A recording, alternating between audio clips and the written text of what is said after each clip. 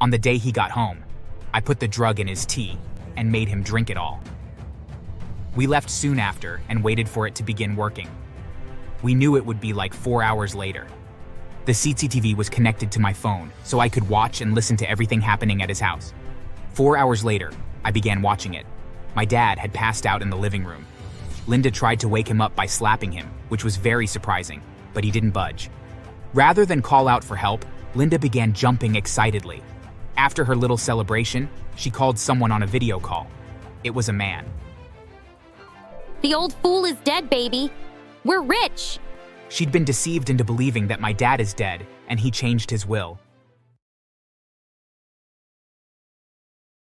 When my dad introduced Linda to us as his girlfriend, we all thought it was one of his silly pranks.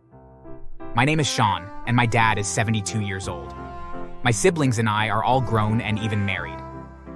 My 2 older siblings already have kids, while my wife and I are still preparing for childbearing. My dad is a rich man. He and my late mother had formed 2 beverage-producing companies and grew them tirelessly. Now, our brands are famous for our products. My mom died 10 years ago, and my dad didn't remarry. When he suddenly invited us all over and introduced us to Linda, you can imagine our shock. That day, when he called us all, we thought it was for his usual advice sessions. And when we saw Linda, I thought he'd taken a new homeworker.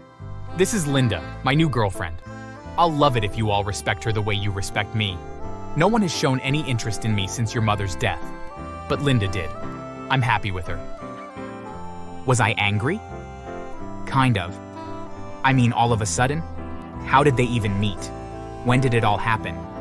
Were they even in love? Does she even love you? She loves me. We've been together for a month, and I can't say how happy I've been. She's the best thing that has happened to me after your mother, and she feels the same. Right, baby? I frowned as Linda nodded. She looked so young to suddenly be in love with my old father. How old are you? I was shocked when she revealed that she was only 22. How possible? A young lady of 22 would only be with a man as old as my dad for one reason: his money. No doubt, this lady was there for my father's wealth. Dad, you have to break up with her. She's too young. How can you think she's in love with you? I'm 50, Dad. She's old enough to be your granddaughter. I agree with her, Dad. This is wrong in all ways. And you, young lady, I put it to you that there's no way you're in love with my father. I understand that it's hard for you guys to believe because I'm really young. But believe me, I do like your dad. A whole lot, in fact. I've never been in a relationship because I've never been attracted to young men. Your dad is the first man I've been with, and I've not regretted a single day spent with him. I love him. Yeah, she was good with her words. I'll give her that. She deceived us without even doing much. Just her words were enough to break our walls. That day, we stayed at my dad's house until evening. Linda had made us delicious food and even packed some to take home for my sister, who couldn't have enough of the food. She was just so good and humble. After meeting Linda twice more, we were convinced that she was truly in love with our dad. My dad would call me nearly every evening to tell us about the fun he had with Linda. She would help him with cooking, his laundry, and even washing up. They also went out on dates. It reminded me of how happy my dad used to be when my mom was alive, and I felt as though my mom had come back into our lives in the form of Linda. My siblings and I grew to love her. I mean, she was lovable. I have a restaurant which wasn't so big then, but Linda would come often to help me with certain things there. She also visited my older siblings sometimes to help with their kids. After about 4 months, they got married. My dad had been so excited when he invited us over to tell us about his engagement. It was quite strange, though. Linda had asked him to marry her by herself. According to my dad, she'd taken him out on a date at a restaurant, and while they were eating, she surprisingly pulled out a ring and asked him to marry her. But why? That should have been the other way around. Why would she do that? It's only been like 6 months? Well, she said she was scared I might not want to get married to her because she's young. She did it herself to prove that she was ready for marriage. I think it's cute and thoughtful. Honestly, I thought the same too. Truly, she might have thought my dad would never marry her due to the age gap. Proposing to him by herself only meant that she was truly ready. That's what I'd thought. So, I supported her. My siblings also seemed to reason like me. We all agreed to their marriage. It's not like it wouldn't have happened if we disagreed. While preparing for the wedding, I realized that Linda was demanding a court wedding instead of the usual church one. I refused. My siblings refused. We thought it would be too much to wed at the church. My dad was confused. As much as he wanted to give her the court wedding she wanted, he also didn't like the thought of it. It was hard, but we were eventually able to convince Linda against the court wedding. She'd clearly not wanted to give it up, but we had to force her. On the wedding day, Linda didn't feel so excited. We were fooled into thinking that she was having a headache, so we felt bad for her.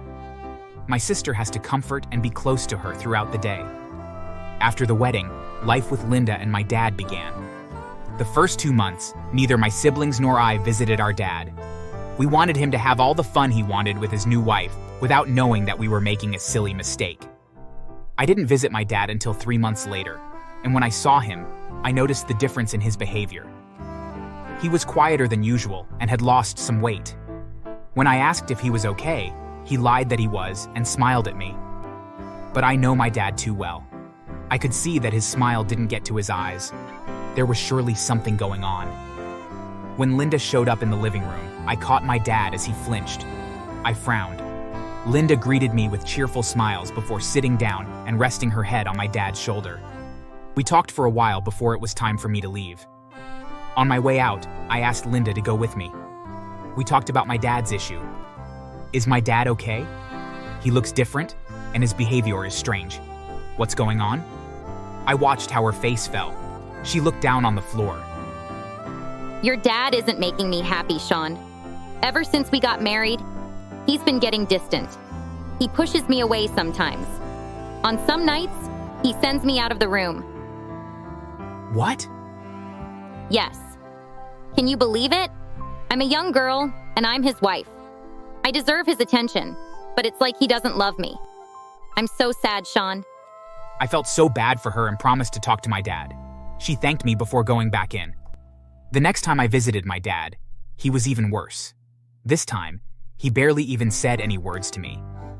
I grew so frustrated that I angrily left his house. On my way, my dad's lawyer called me. He told me that my dad called him regarding a change in his will. He wanted to give everything to Linda. That was unexpected. I decided to tell my siblings. Together, we visited my dad again 4 days later. When we got there, we found the house empty. I went up to my dad's room and met him sprawled on the floor. I quickly shouted for my siblings' help. We immediately took him to the hospital. When Linda came, I was surprised at her words. Is he dead? No, he can't die now. Has he changed his will yet? He can't die. My father is not dead. What the hell are you saying? She immediately became cold as ice. She scratched her head and began stammering. Well, he said he had some changes to do. I was just scared that he didn't get to do that before he died. What happened to my husband? I was suspicious of her. Regardless of the reason, why would she suddenly assume his death and care only about his will? When my dad woke up, he began crying. We comforted him and tried to find the reason for his tears, but he didn't tell us. Even more, he asked Linda to leave the room. I just knew something was wrong. When I told my siblings about my suspicion, they agreed with me.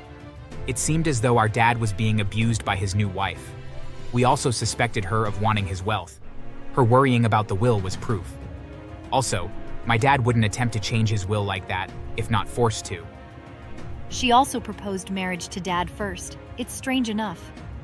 We decided to find out the truth. We knew my dad would never tell us, so we decided to do it our own way. Before leaving the hospital, we spoke to the doctor about our plan. He was our family doctor, so we trusted him. He gave us a drug that can make a person sleep for a whole day and be confused as dead. We also made Linda stay at the hospital with my dad for 2 whole days while we fixed CCTV cameras in his house.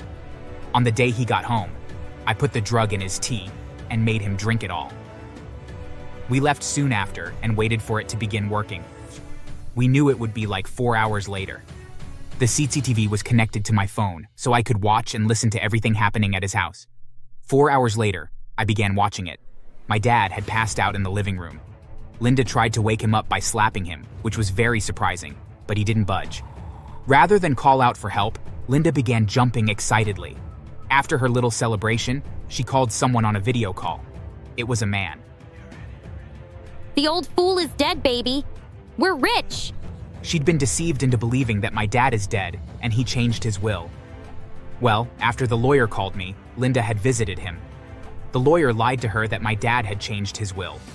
He'd been our lawyer for a long time, so he knew something was up. When he told me, I was so thankful to him.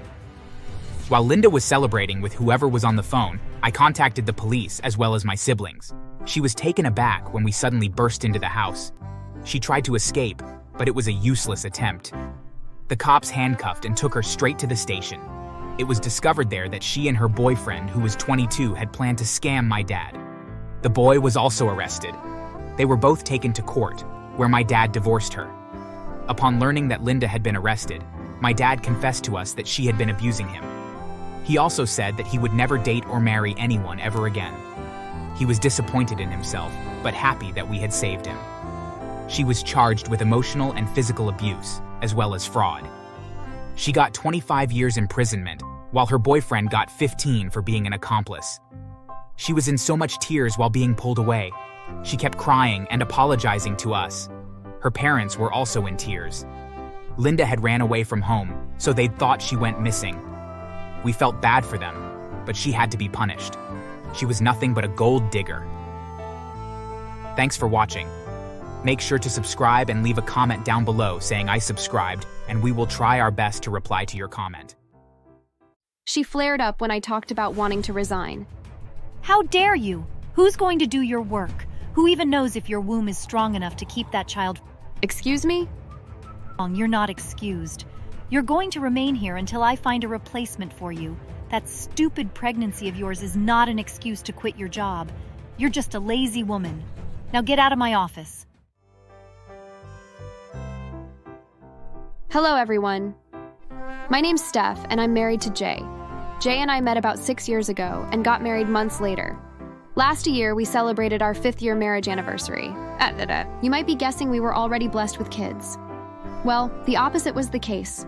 I had no child of my own for 5 whole years. Jay and I had checked ourselves, but we both had no disease delaying childbirth. We were just not blessed yet. My 5th anniversary wasn't enjoyable for me. I felt ashamed of myself. I was already 30 and didn't have any child while my friends already had children. I was surrounded by good people, though. My friends didn't bring their kids to the party. They wanted me to have all the fun I wanted without thinking about my childlessness. I knew they did that with pure intentions, but it made me feel bad. I felt like a bad friend for making them leave their kids behind for me. I was going to hold my emotions, but when I saw some of my friends trying to comfort their kids over the phone, I couldn't take it anymore. I rushed inside the house and burst into tears. Jay must have noticed because he followed me. Seeing me crying, he immediately understood what the issue was. I can ask everyone to leave if you want, babe.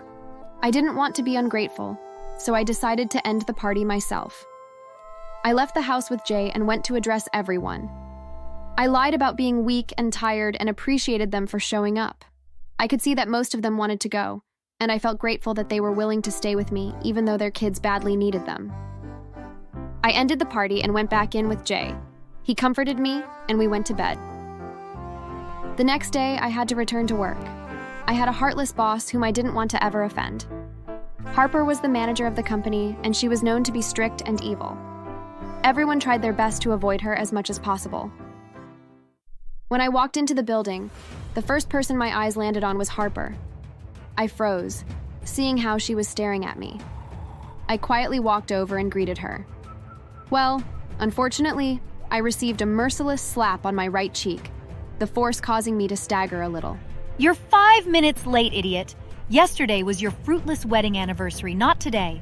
You had no right to be late. But there was traffic. I left home early, but there was a heavy traffic. It was announced in the news, ma'am. I was so close to crying. The slap stung so much, and she called my marriage fruitless. Again. Well, nearly everyone at work knew about my childlessness. Even though I hated the sympathy they always showed to me, I hated the fact that my boss always used it mock me even more. So I didn't experience the traffic, right? You're so lazy. That's why you don't have a child of your own. The universe probably knows you won't be able to take care of one. Excuse me, Mrs. Harper, but you're going overboard now. Please stop it. I apologize for being late. It will never repeat itself. It would have been better if she'd just listened to me. But she refused. That troublesome woman. As I was about to walk past her, she suddenly pulled me back by my hair. I let out a painful cry, but she refused to let go of my hair. Next time, speak responsibly, okay? Do you hear me, childless woman? I nodded in tears. All I wanted to do was run away and hide. Luckily, my wish came true. Just as she let go of my hair, her attention was shifted to another worker who just came in. I bowed my head in shame and rushed down to my office where I cried quietly. Well, I managed to go through the rest of the day without encountering Harper, and I felt relaxed. Time passed by until August when I began getting some strange symptoms. I would often have saliva in my mouth, pee often, feel dizzy, and so on. When I began sleeping too much at work and noticed that I also missed my period, I went to the hospital for a test. There, I got the happiest and most shocking news I'd ever received. Congratulations, Mrs. Steph. You're 3 weeks pregnant. I couldn't stop crying. I was trembling with excitement. I couldn't speak. The doctor had to help me calm down before I was finally able to call Jay. He couldn't believe we were having our child after waiting for so long. He quickly drove to meet me at the hospital. The doctor listed some things to avoid, and stress was among. When we got home, Jay asked me to quit my job. Honestly, I was also considering it because I wanted to experience every single steps toward motherhood. I'll speak to Harper about it tomorrow. I can't believe we're going to have a baby. I'm so happy. Well, things didn't go as planned with Harper. She flared up when I talked about wanting to resign. How dare you? Who's going to do your work? Who even knows if your womb is strong enough to keep that child? Excuse me? You're not excused. You're going to remain here until I find a replacement for you. That stupid pregnancy of yours is not an excuse to quit your job. You're just a lazy woman. Now get out of my office. I felt so angry about how she spoke to me, but I couldn't do anything about it. I decided to just wait until my replacement was found. When I told Jay, he didn't agree at first. You heard the doctor, honey. You have to avoid stress. I can't have you continuing to work there. Understand me. I understand, but I think it's only right to wait until a replacement is found. I promise you I won't stress our baby. Not just our baby. Don't stress yourself too. I didn't tell Jay what Harper had said about my womb. He wouldn't allow me work there at all for sure. It could also lead him to wanting to investigate how I was being treated at work. I knew that if Jay happened to hear about Harper's behavior, he would arrest her. He didn't joke with me. Without Harper's knowledge, I'd gone to the CEO of the company. I told her about my years of being childless and finally having a growing child in the womb. Unlike Harper, the woman was so happy for me that she nearly cried. She asked me to take a long break if I still wanted my job back after delivery. I didn't expect that, but I was happy to hear it. We'll just find a temporary worker until you're ready to come back. She also gave me a third option, which was working from home at a flexible time. I requested a few days to think about it, and the woman accepted. I left there happily. When I told Jay, he asked me to go with the second option. I went back to the CEO the next day and told him I would appreciate them giving me a chance to come back after childbirth. The woman didn't argue. She asked if I could wait until they found a replacement, and I agreed after she assured me that it wouldn't be up to a week. Well, Harper happened to find out about my talk with the CEO, and she confronted me. Again, she was holding me by my hair in front of so many workers. You stupid thing. You thought you could make me look bad in front of the CEO? No, I never said anything about you. She didn't believe me. She slapped me twice and pulled my hair harder, threatening to kill me if I ever told the CEO about her. She also vowed to make me work for 3 months more before she will find a replacement for me. I knew it would get to that. Harper was evil, like I said. Jay refused to accept when I told him about it. After begging for a long time, he asked me to quit if a month elapsed, and I agreed. It didn't take long before 1 month reached. A replacement hadn't been found, and Harper had made me work 2 times harder throughout the month. Immediately after I got my pay, I went straight to the CEO and told him I was resigning. I wasn't going to return after childbirth. It made the woman feel bad. I was forced to tell her the real reason for my action, which was Harper. Her mouth hung open in shock. She couldn't believe her ears, but she agreed to my resignation. The woman decided to go to my department with me because she wanted to speak to Harper. Well, fortunately, he caught Harper right in the middle of bullying another worker. When the CEO appeared, Harper didn't know, so she kept slapping the worker and talking bad about him. I can't believe this.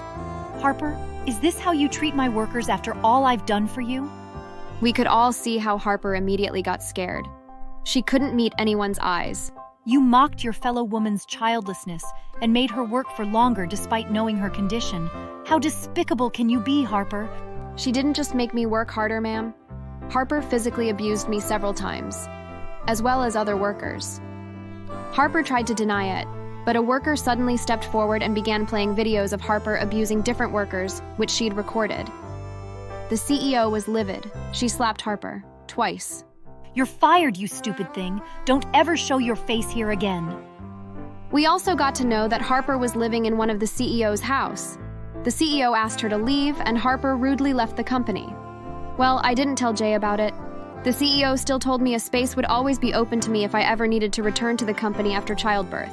About 2 months after the whole issue, I was watching the news when I saw Harper. She was wailing and looked so different. She'd grown leather, her hair looked rough, and she had dark under eyes and huge eye bags. Apparently, she'd tried to invest after she got thrown out of the CEO's life, but it turned out to be a scam. The scammer had scammed her and many other business owners, but Harper's was the biggest. She'd invested all of her money, her entire savings included. The scammer had escaped with everything. I smiled as I watched her in pain and misery. Karma dealt with her real good. I had my baby a few months later. Well, babies. I had twins, a boy and a girl. My husband cried happily. Our families were so happy, and I was too. I felt so blessed having 2 babies.